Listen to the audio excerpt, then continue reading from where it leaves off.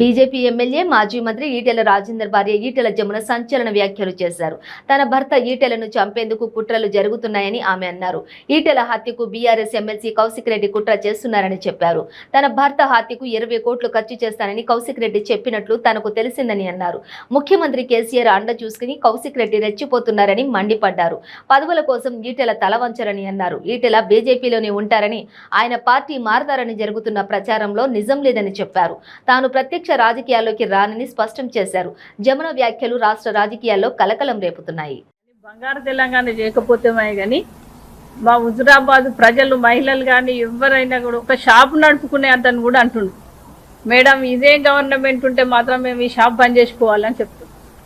ఎందుకంటే ఆ షాప్ వాళ్ళ దగ్గర కూడా వెళ్ళి పైసలు అడుగుతాడు. ఈయన ఇసుక వాళ్ళ దగ్గర పోయి డబ్బులు అడుగుతాడు.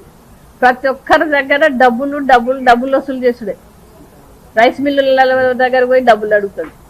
ప్రతి ఇసుక వాళ్ళ దగ్గరనైతే నాకు రోజుకు 1,00,000 రూపాయలు ఇవ్వాలంటాడు. అది అట్లాంటి డబ్బులకు వసూలు చేసుకునే బాపతి తయారు చేసినటువంటి వ్యక్తి ఎవరు? ఇవాళ కేసీఆర్ గారు.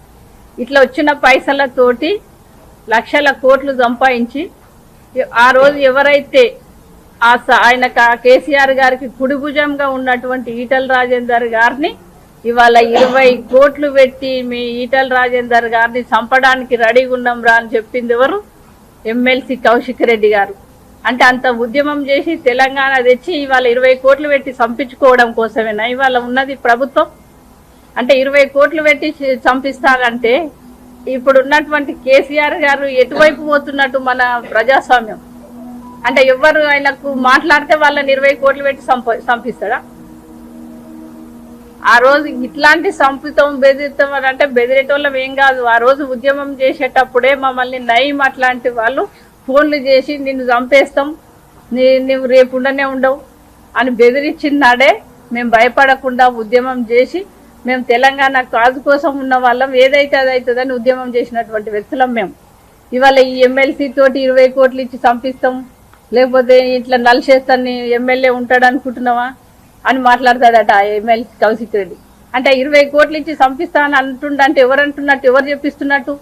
కేసీఆర్ గారు చెప్తేనే కదా ఈ ఎమ్మెల్సీ మాట్లాడేది. అంటే ఇక్కడ తెలంగాణలో మొత్తం అప్పుల పాలు చేసి ఆయన లక్షల కోట్లు సంపాదించి ఇవాళ ఒక్కొక్క వ్యక్తిని ఆయనకు ఎవరైతే మాట్లాడతారో, ఆయన చెప్పినట్టు ఎవరైతే వినరో వాళ్ళందరినీ కోట్ల రూపాయలు పెట్టి ఇవాళ మన కేసీఆర్ గారు చంపడానికి రెడీగా ఉన్నారన్నట్టు.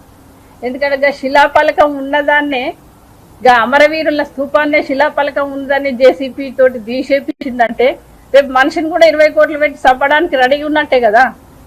అంటే ఇప్పుడు ఈ ప్రజాస్వామ్యం కాపాడుతుండా ఆయన? ఈ ముఖ్యమంత్రి ప్రజాస్వామ్యంలో ఉన్నాడా లేకపోతే ఇంకా వేరే ఉన్నారా ఆయన?